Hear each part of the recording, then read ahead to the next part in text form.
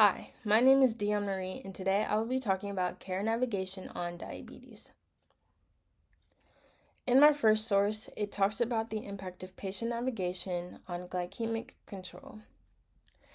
The study uses a single group of pre-test design carried out in a tertiary public teaching hospital in Brazil, where participants over the age of 18 and diagnosed with type 1 diabetes were included.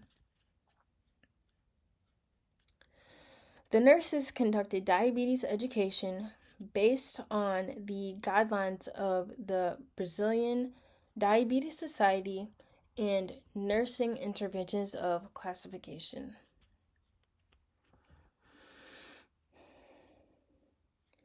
In the end, the results of improvement were in glycemic control, adherence of self-control, and adherence of knowledge of diabetes. In addition to that, they suggested that patient navigation performed by nursing is promising and feasible to type 1 diabetes.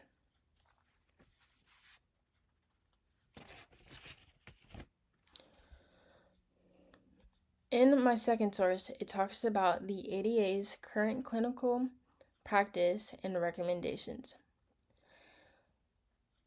They are intended to provide components of diabetes care, general treatment, goals and guidelines, and tools to elevate the quality of care. By doing that, it is ensuring decisions that are timely, reliant on evidence-based guidelines. It captures key elements within the social determinants of health.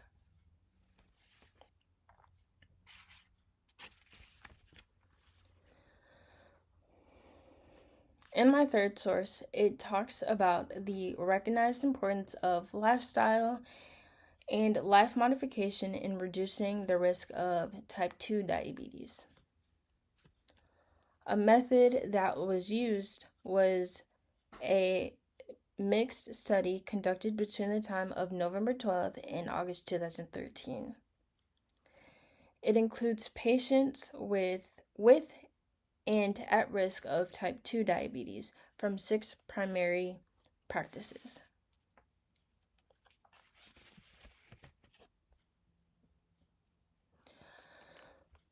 It also mentions the patient-level measures of glycemic control, diabetes care, and self-efficacy from medical records that were used.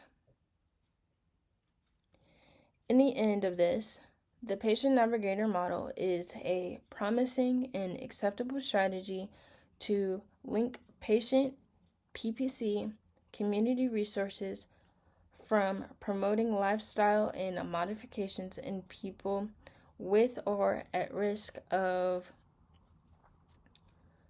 diabetes.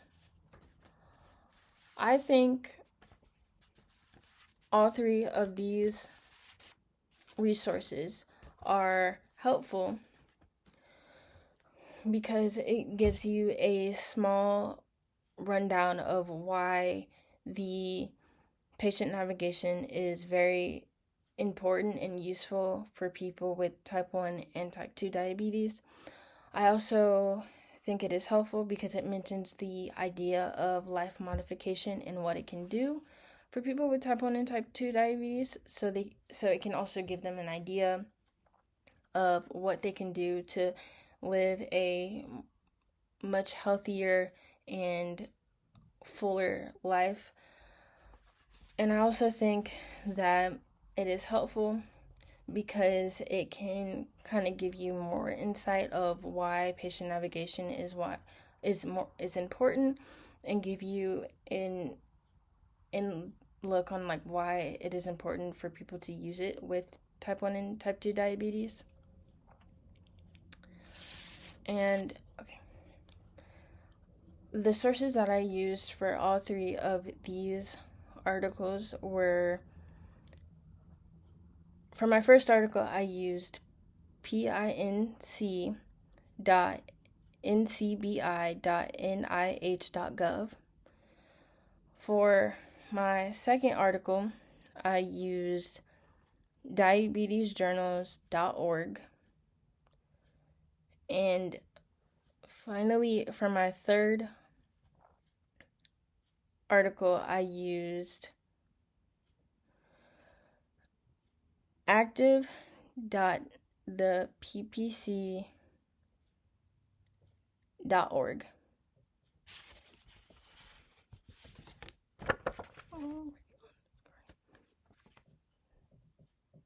Thanks for watching.